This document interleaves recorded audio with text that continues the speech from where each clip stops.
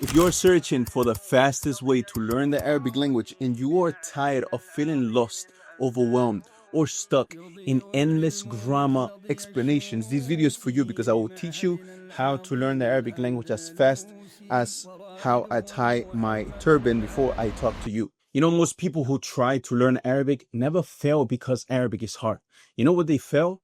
Is because they start in the wrong place with the wrong things. In this video, I will take you deep into the classical scholarly books and extract for you clear guidance from scholars like Ibn Faris, like Ibn Khaldun, to answer one critical question. How should you start learning Arabic if you want real progress as fast as possible? This is not theory, this is not modern guessing. This is Arabic language learning explained by scholars who understood language at its roots. I will show you why so many students of knowledge learning the Arabic language as beginners, they get trapped in a never-ending, never-progressing cycle of grammar. They study rules, they memorize terms, but they never speak, they never understand, and eventually they give up. Instead, you will see what scholars themselves emphasize first and how to build Arabic step by step until you can understand the Quran and the Sunnah directly without a translator. That's our goal as Muslims. Before we begin, a quick note for those who are serious of you to learn the Arabic language. If you want a proven Arabic course that is a step-by-step system with teacher feedback, structure, and accountability, check the first link in the description. There you will also be able to see Arabic stories from our students at Al-Andalus Institute, how they learned themselves and how at one point they started and right now they are at a point where they're able to read, to listen, and more importantly, to understand the Quran on their own. If you have ever asked yourself how to learn the Arabic language without wasting years, this video will finally give you clarity. So let's get into it, inshallah. What is the Arabic language and why grammar is in the starting point? Most people complicate the Arabic language before they even begin, in a way whereas they psychologically tell themselves that they are learning Arabic grammar.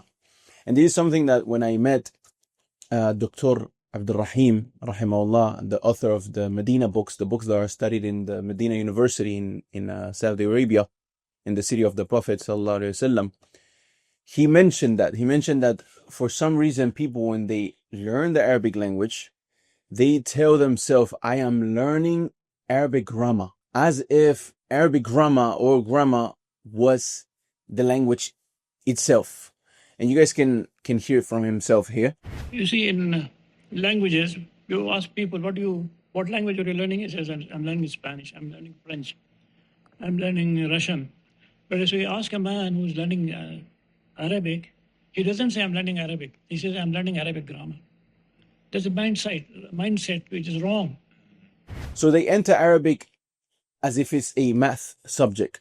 Rules first, charts first, i'rab first, terms first. And what happens is that they feel like Arabic is too hard. They quit before they even say a basic sentence.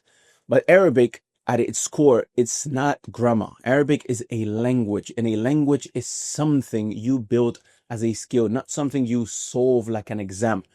You don't need to understand every rule to start communicating. You need to start acquiring words first, using them, and then building a real ability inside of you, your tongue, a trait that is part of you now. Is rasikh عندك, is thabit, is part of you. That's why the scholars, when they speak about the language, they speak about two things: vocabulary and the laws or qawaneen, or yani the rules that organize vocabulary, that puts together in a sentence to make sense of that vocabulary.